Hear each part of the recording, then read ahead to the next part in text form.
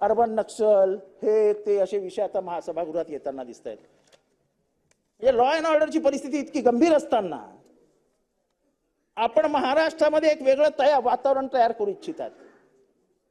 Urban नक्षल त्याच्यापेक्षा आधी आपण 8 दिवस हा कायदा आणलात. त्या कायद्यामध्ये काय तरतुदी होत्या ठीक आहे, जॉईंट सिलेक्ट कमिटीकडे गेलं, पण महाराष्ट्राला हे कळलं पाहिजे की तुमच्या मनात नेमकं काय होतं. तुमच्या मनात होतं की कुठल्याही माणसाला कारण न देता तुम्हाला अटक करता आली पाहिजे, त्याला 90 दिवसात तुरुंगात ठेवता आलं पाहिजे, त्याची ट्रायल कोर्टात नाही चालणार, सेशन कमिटी किंवा सेशन कोर्टात नाही चालणार, त्याची ट्रायल ट्रायब्युनलमध्ये चालेल.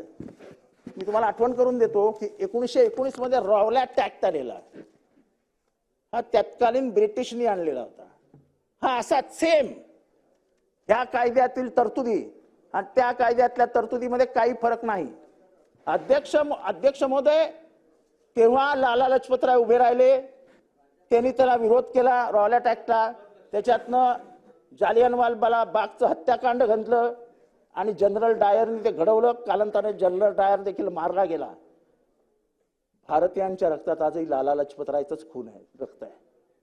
हे असे कायदे आणून जर लोकांचा आवाज तुम्ही शांत करण्याचा प्रयत्न असेल, लोकांना जेलमध्ये डांगून त्यांना भीती दाखवण्याचा तुमचा प्रयत्न असेल, तर जेलमध्ये जागा राहणार नाही, पण महाराष्ट्र शांत बसणार नाही. महाराष्ट्र हा विद्रोहाचं प्रतीक आहे.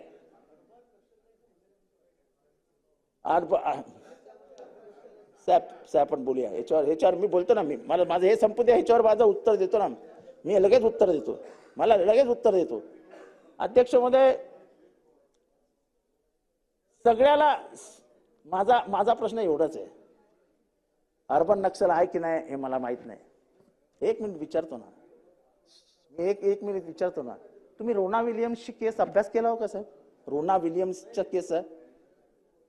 रोना विलियम्स म्हणजे जिला अर्बन नक्षल म्हणून तुम्ही जेलमध्ये टाकले ती.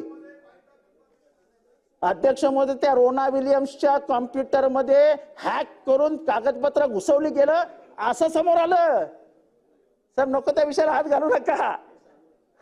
असं तुम्ही नको त्या विषयाला हात घालू नका. साहेब अहमदनगरचे तुम्ही सम्राट आहात, पण म्हणून आमचा आवाज दाबू नका ना साहेब. काय विखे पाटील, तुम्ही सुद्धा इथनं बोलत होते जेव्हा तुम्हाला शांत बसवायचं तेव्हा आम्ही तुमच्या बाजूने उभं राहायचो. अबू आझमी साहेब